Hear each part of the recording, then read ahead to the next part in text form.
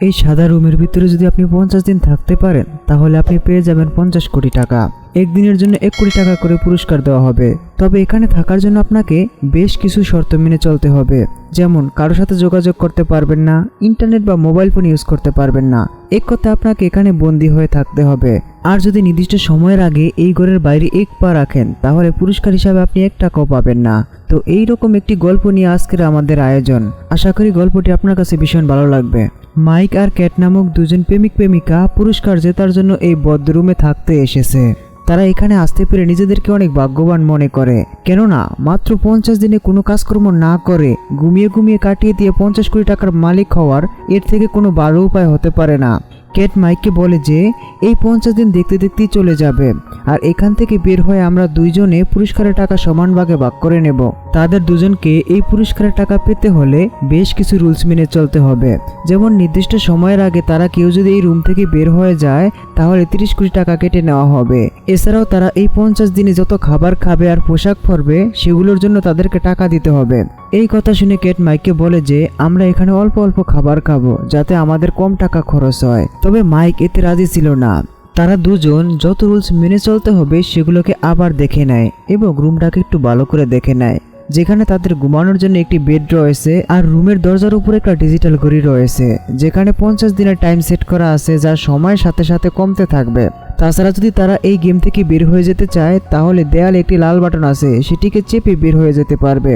কিন্তু খাওয়ার জন্য তাদেরকে মাছ মাংস দেওয়া হবে না, তাই তারা লিকুইড প্রোটিন খেয়ে নেয়। এইভাবে সারাটা দিন পেরিয়ে রাত হয়ে যায়। তবে মাঝে মাঝে তাদের রুমের কালার পরিবর্তন হয়। রাতের বেলা 10টা বাজলেই সমস্ত লাইট বন্ধ করে দেওয়া হয়, তাই তারা রাতের বেলা দ্রুত ঘুমিয়ে পড়ে।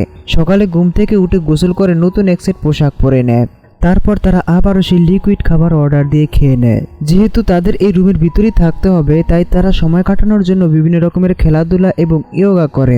তবুও হঠাৎ করে বদ্ধরুমে থাকার কারণে মাইকের কাছে খুবই বিরক্ত লাগছিল, তাই সে বারবার ঘড়ির দিকে তাকিয়ে দেখতে থাকে তাদের আর কতদিন বাকি আছে।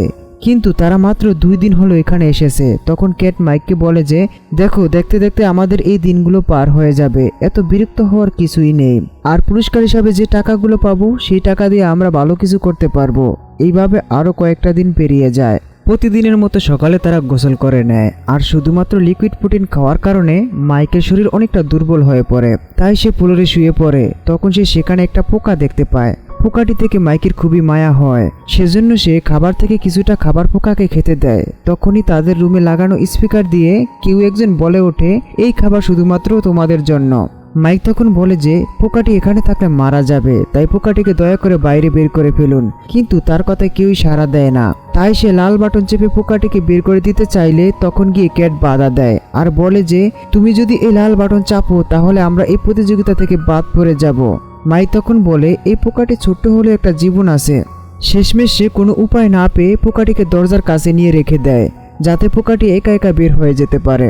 কিছুক্ষণ পর যখন ক্যাট দরজার কাছ দিয়ে হেঁটে যায় তখন তার পায়ের নিচে পড়ে পোকাটি মারা যায়। তখন মাইক মনে করে ক্যাট ইচ্ছে করে এটি করেছে, তাই সে ক্যাটের সাথে অভিমান করে কয়েকদিন কথা বলে না। এইভাবে কিছুদিন যাওয়ার পর একদিন খাবার অর্ডার করার সময় মাইক এক খণ্ড রং পায়। ওই রং খণ্ড দিয়ে মাইক দেওয়ালে আঁকাআঁকি শুরু করে। ক্যাট তখন মনে করে যাক, ভালোই হয়েছে, মাইক অন্তত একটু সময় ভালোভাবে কাটাতে পারবে। এইভাবে মিলেমিশে 30টা দিন পার করে ফেলে।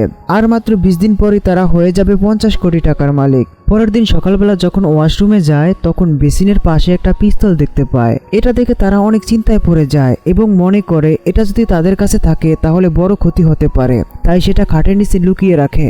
যেহেতু তারা এই প্রতিযোগিতার বেশি অর্ধেক দিনই পার করে ফেলেছে, তাই যারা এই প্রতিযোগিতা আয়োজন করেছে তারা তাদেরকে অভ্যর্থনা জানায় এবং তাদের ফ্যামিলির সাথে কথা বলার সুযোগ করে দেয়। ক্যাট আর মাইক তাদের ফ্যামিলি সদস্যদের সাথে কথা বলে। ক্যাটের মন তখনই খারাপ হয়ে যায় যখনই তার বাবার একটি ভিডিও মেসেজ দেখতে পায়, কেননা সে তার বাবাকে মোটেও পছন্দ করে না, কারণ ছোটবেলায় তাকে আর তার মাকে একা রেখে তার বাবা চলে গিয়েছিল। এইভাবে তাদের আরো কয়েকটা দিন কেটে যায়। অনেকদিন তারা একই ধরনের খাবার খাওয়াতে তাদের শরীর অনেক দুর্বল হয়ে পড়ে। তবে ক্যাটের শরীরটা অনেক বেশি দুর্বল হয়ে যায়। তখন মাইক তার পাশে বসে সাহস দিতে থাকে। তারপর ক্যাট মাইককে বলে যে আজকে থেকে তুমি তোমার ইচ্ছা মতোই খাবার অর্ডার করবে। এই কথা শুনে মাইক অনেক বেশি খুশি হয়ে যায় এবং সে তার ইচ্ছা মতো খাবার অর্ডার করে। কিন্তু মজার ব্যাপার হলো তাদের রুমে খাবার না এসে উইদাউট ড্রেস একটি মেয়ে চলে আসে। এটা দেখে তারা দুজনই অনেক অবাক হয়ে যায়। তখন মাইক তাড়াতাড়ি করে তার টি শার্টটি খুলে তাকে পরিধান করার জন্য দেয়। তারপর তারা ওই মেয়েটিকে জিজ্ঞেস করে, তুমি এখানে কিভাবে আসলে? তখন ওই মেয়েটি বলে, আমাকে এইখানে গেম কর্তৃপক্ষ পাঠিয়েছে। কিন্তু ক্যাট মেয়েটিকে একদমই পছন্দ করতে পারছিল না। সে মনে করে মাইকি ইচ্ছে করে তাকে এখানে এনেছে। এরপর থেকে সে মেয়েটিকে নিয়ে হিংসা করতে শুরু করে। রাতের বেলা ক্যাট বিছানার মাঝখানে শুয়ে তাদের দুজনকে দুই পাশে ঘুমানোর জন্য দেয়। পরের দিন সকালবেলা যখন ক্যাট খাবার অর্ডার করে তখন তাদেরকে খাবার না দিয়ে তাদেরকে ডিপ্রেশনের মেডিসিন দেওয়া হয়। তারা মনে করে এটা কোনো আধুনিক খাবার হবে যা খেলে ক্ষুধা মিটবে, তাই তারা সেটা খেয়ে নেয়। এরপর থেকে তাদের হ্যালুসিনেশন হতে থাকে। মাইক হঠাৎ করে অনুভব করে যে সে পানির নিচে তলিয়ে যাচ্ছে আর তার ছোট ভাইও তার সাথে সেখানে তলিয়ে যাচ্ছে। তাই সে সেখানে চিল্লাচিল্লি শুরু করে দেয়। তখন ক্যাট এসে তাকে সান্ত্বনা দিয়ে থামিয়ে নেয়। তারপর ওই মেয়েটি মাইক কেন এইরকম করলো সেটা জানতে চায়। তখন ক্যাট বলে যে ছোটবেলায় মাইকের চোখের সামনে ওর ছোট ভাই পানিতে ডুবে মারা যায়, এজন্য ও বেশি ডিপ্রেশনে থাকলে সবসময় চোখের সামনে ওই দৃশ্যই ভেসে ওঠে। তারপর মাইক ওয়াশরুম থেকে হাত মুখ ধুয়ে আসে এবং এসে দেখতে পায় ওই মেয়েটি মন খারাপ করে বসে আছে। তখন মাইক জানতে চায় তার মন খারাপ কেন।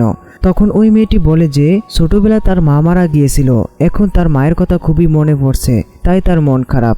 মাইক তখন তার হাত ধরে তাকে সান্ত্বনা দিতে থাকে, কিন্তু এটা আবার ক্যাট দেখে ফেললে সে তাদেরকে নিয়ে সন্দেহ করতে থাকে। রাতের বেলা তারা আবার একসাথে ঘুমিয়ে পড়ে। সকালবেলা ঘুম থেকে উঠে ক্যাট দেখে যে ওই মেয়েটি আর রুমে নেই। তখন দেওয়ালের একটা লেখা দেখে ক্যাট চমকে ওঠে। ওইখানে লেখা ছিল, এত সুন্দর একটা রাত উপহার দেওয়ার জন্য তোমাকে অনেক অনেক ধন্যবাদ মাইক। এমনি ক্যাট মাইকের উপর আগে থেকেই অনেক সন্দেহ করেছিল।